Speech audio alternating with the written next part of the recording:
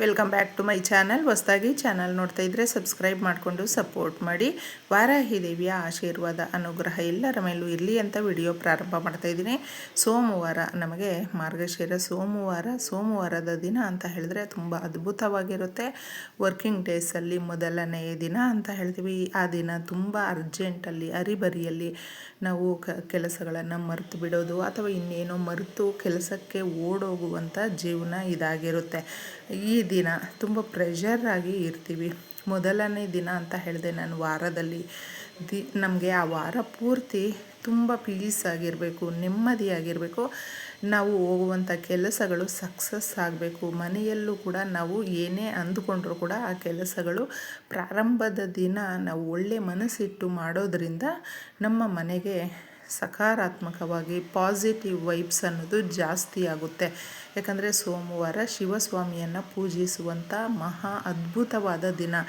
ಯಾವುದೇ ರೀತಿಯಾದಂಥ ಮನುಷ್ಯನಿಗೆ ಎಷ್ಟೇ ದೊಡ್ಡ ಕಠಿಣ ಪರಿಸ್ಥಿತಿಗಳು ಬಂದರೂ ಕೂಡ ಶಿವಾಲಯಗಳಿಗೆ ನೀವು ಹೋಗಿ ಅಭಿಷೇಕವನ್ನು ಮಾಡಿಕೊಂಡು ಭಗವಂತನಿಗೆ, ಯಾಕಂದರೆ ಶಿವಸ್ವಾಮಿ ಬಂದು ಅಭಿಷೇಕ ಪ್ರಿಯ, ಅಭಿಷೇಕಗಳನ್ನು ನಾವು ಮಾಡ್ಕೊಂಡು ಬರ್ತಾ ಇರೋದರಿಂದ ನಮ್ಮ ಇಷ್ಟಾರ್ಥಗಳು ನೆರವೇರುತ್ತೆ. ಮನುಷ್ಯನಿಗೆ ತುಂಬ ಸಂತೋಷವನ್ನು ಕೊಡುವಂಥದ್ದು, ಇಷ್ಟಾರ್ಥಗಳು ನೆರವೇರುವಂಥದ್ದು ಆಗುತ್ತೆ.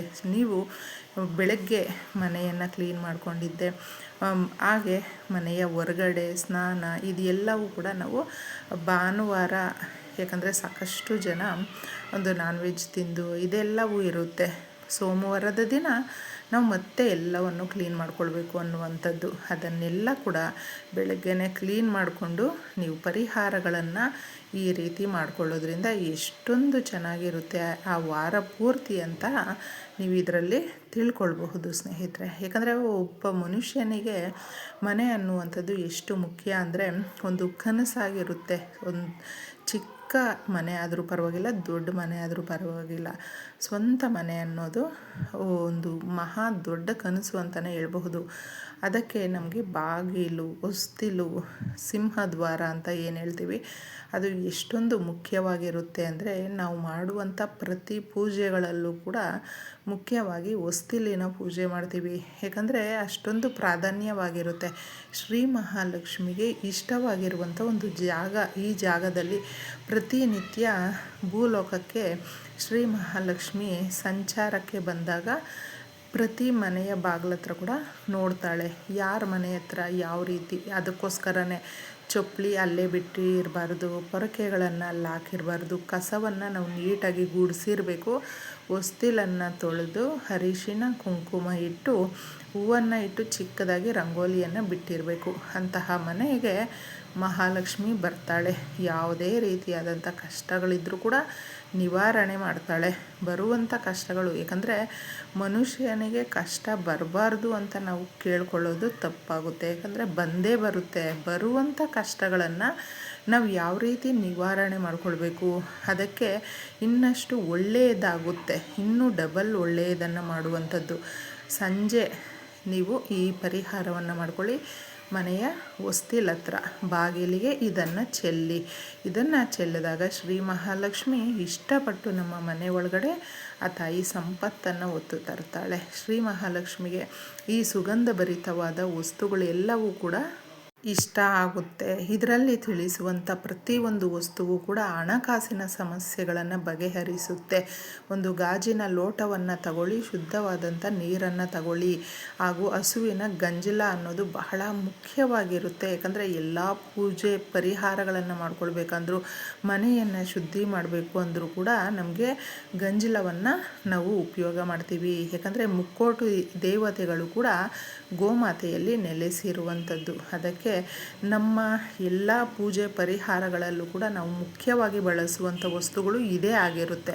ಸ್ವಲ್ಪ ಕಲ್ಲುಪ್ಪನ್ನು ತಗೊಳ್ಳಿ, ಗಂಜಲವನ್ನು ತಗೊಳ್ಳಿ, ಹಾಗೂ ಗಂಧವನ್ನು ಸ್ವಲ್ಪ ತಗೊಂಡು ಪಚ್ಚ ಕರ್ಪೂರ ಯಾರ ಮನೆಯಲ್ಲಿ ಇರುತ್ತೋ, ಯಾವ ಜಾಗದಲ್ಲಿ ಇರುತ್ತೋ, ಯಾವ ದೇವರ ಮನೆಯಲ್ಲಿ ಇರುತ್ತೋ ಅಲ್ಲಿ ಸದಾಕಾಲ ಶ್ರೀ ಮಹಾವಿಷ್ಣು ಸಮೇತ ಮಹಾಲಕ್ಷ್ಮಿ ಇರ್ತಾಳೆ ಸ್ನೇಹಿತರೆ. ಏಕೆಂದರೆ ಪಚ್ಚ ಕರ್ಪೂರ ಅಂದರೆ ಅಷ್ಟೊಂದು ಇಷ್ಟ ಮಾತೆಗೆ. ಆ ಜಾಗದಲ್ಲಿ ತಾಯಿ ತಾಂಡವವಾಡ್ತಾಳೆ, ಸಂಪತ್ತನ್ನು ತರ್ತಾಳೆ, ಕಷ್ಟಗಳನ್ನು ದೂರ ಮಾಡ್ತಾಳೆ, ಐಶ್ವರ್ಯವಂತರನ್ನಾಗಿ ಮಾಡ್ತಾಳೆ. ಇಷ್ಟೆಲ್ಲ ವಸ್ತುಗಳನ್ನು ನೀವು ಮಿಕ್ಸ್ ಮಾಡಿಕೊಳ್ಬೇಕು. ಶುದ್ಧವಾದಂಥ ನೀರನ್ನು ತಗೊಂಡಿದ್ದೆ. ಇದು ಎಲ್ಲವೂ ಕೂಡ ಸಂಧ್ಯಾ ಸಮಯದಲ್ಲಿ ಮಾಡ್ಕೊಳ್ಳಿ. ಯಾಕಂದರೆ ಸಂಧ್ಯಾ ಸಮಯ ಅನ್ನುವಂಥದ್ದು ತುಂಬ ಶ್ರೇಷ್ಠವಾಗಿರುವಂಥದ್ದು.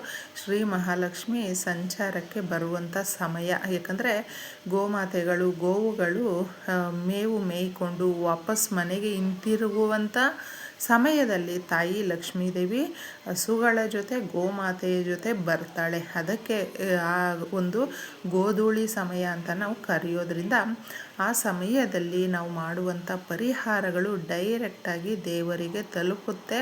ಇರುವಂಥ ಕಷ್ಟಗಳು ನಿವಾರಣೆ ಆಗುತ್ತೆ. ಇಷ್ಟೆಲ್ಲ ವಸ್ತುಗಳನ್ನು ನೀವು ಮಿಕ್ಸ್ ಮಾಡಿಬಿಟ್ಟಿದ್ದೆ ಸೀದಾ ಏನು ಮಾಡಬೇಕು ಅಂದರೆ ಕ್ಲೀನಾಗಿ ಮೊದಲು ನಿಮ್ಮ ಮನೆ ಒಳಗಡೆ ಕೂಡ ಸ್ವಲ್ಪ ಪ್ರೋಕ್ಷಣೆ ಮಾಡ್ಕೊಳ್ಳಿ. ಮನೆಯ ಬಾಗಿಲು, ವಾಲ್ಸು, ವಿಂಡೋ ಈ ಥರ ಎಲ್ಲ ಇರುತ್ತಲ್ವ, ಅದಕ್ಕೆಲ್ಲವೂ ಕೂಡ ಸ್ವಲ್ಪ ಪ್ರೋಕ್ಷಣೆ ಮಾಡಿಕೊಂಡು ತದನಂತರ ಅದನ್ನು ಮನೆಯ ಹೊರಗಡೆ ಎತ್ಕೊಂಡು ಬಂದುಬಿಟ್ಟಿದೆ ಹೊಸ್ತಿಲಿನ ಮೇಲೆ ನೀಟಾಗಿ ಚೆಲ್ಲಿ ಸ್ನೇಹಿತರೆ.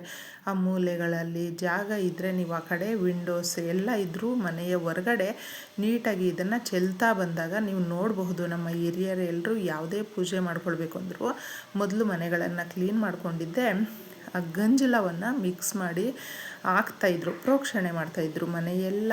ಅಂದರೆ ಮನೆ ನಕಾರಾತ್ಮಕ ಶಕ್ತಿಗಳಿದ್ದರೆ ಹೊರಟೋಗುತ್ತೆ, ಮನೆ ಶುದ್ಧಿಯಾಗುತ್ತೆ ಅನ್ನುವಂಥ ಕಾರಣಕ್ಕೆ. ಇದೇ ಥರ ನಾವು ಮಾಡಿಕೊಂಡ್ರೆ ನಮ್ಮ ಮನೆಯಲ್ಲಿರುವಂಥ ನಕಾರಾತ್ಮಕ ಶಕ್ತಿಗಳು ಎಲ್ಲವೂ ಕೂಡ ಎಳ್ಕೊಂಡು ಈ ವಸ್ತುಗಳು ಇರುತ್ತಲ್ವ ಅದನ್ನು ಅಬ್ಸರ್ವ್ ಮಾಡಿಕೊಳ್ಳುತ್ತೆ. ಆಗ ಸಕಾರಾತ್ಮಕವಾದಂಥ ಒಂದು ವಿಚಾರಗಳು ನಮ್ಮ ಮನೆ ಒಳಗಡೆ ಪಾಸ್ ಆಗುತ್ತೆ. ಆಗ ನಾವು ಏನೇ ಕೆಲಸ ಕೈಗೆತ್ಕೊಂಡ್ರೂ ಕೂಡ ಆ ಕೆಲಸಗಳು ಆರಾಮಾಗಿ ನಡೆಯುತ್ತೆ.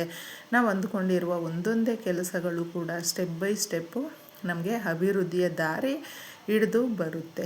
ಇಷ್ಟು ಸಿಂಪಲ್ಲಾಗಿ ನಾವು ಹೊಸ್ತಿಲಿನ ಮೇಲೆ ಚೆಲ್ಲಿದ್ರೆ ಇಷ್ಟೆಲ್ಲ ಪ್ರಯೋಜನಗಳಿರುತ್ತೆ. ಮಾಡ್ಕೊಳ್ಳಿ. ಒಳ್ಳೆಯದಾಗಲಿ. ಧನ್ಯವಾದಗಳು.